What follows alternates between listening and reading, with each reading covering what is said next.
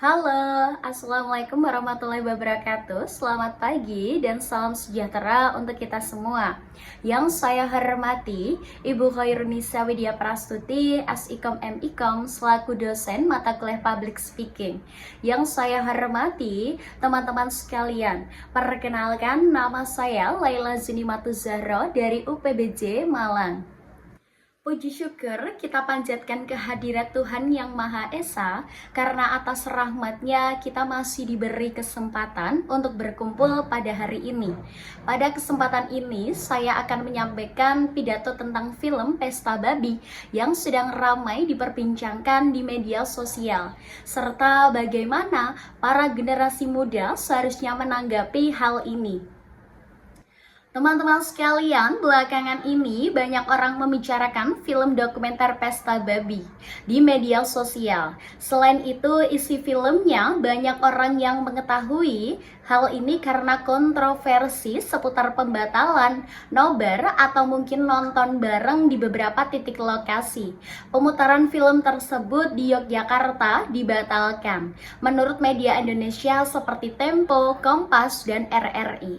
Hal ini memicu sejumlah kontroversi, sejumlah acara diskusi dan nobar atau mungkin nonton bareng yang telah dibatalkan.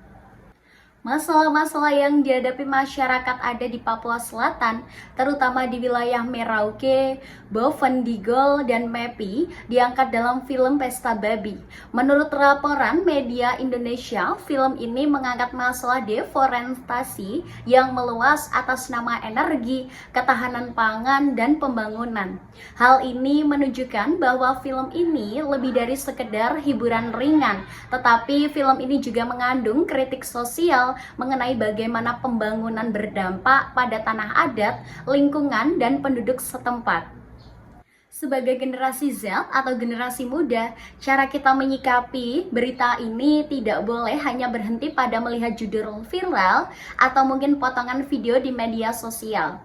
Kita harus membiasakan diri untuk membaca dengan lebih cermat, memeriksa kendala sumber berita, dan membedakan antara konten yang bersifat faktual, opini, dan kontroversial. Selain itu, Tempo telah membantah informasi palsu mengenai pemutaran umum film tersebut, yang membuktikan bahwa tidak semua cerita yang beredar di media sosial itu benar adanya. Menurut saya, Gen Z harus bersikap kritis sambil tetap tenang. Kita tidak boleh membicarakan keadaan sosial, lingkungan, dan masalah-masalah di Papua. Tetapi kita juga tidak boleh menyebarkan informasi yang tidak dapat dipercaya.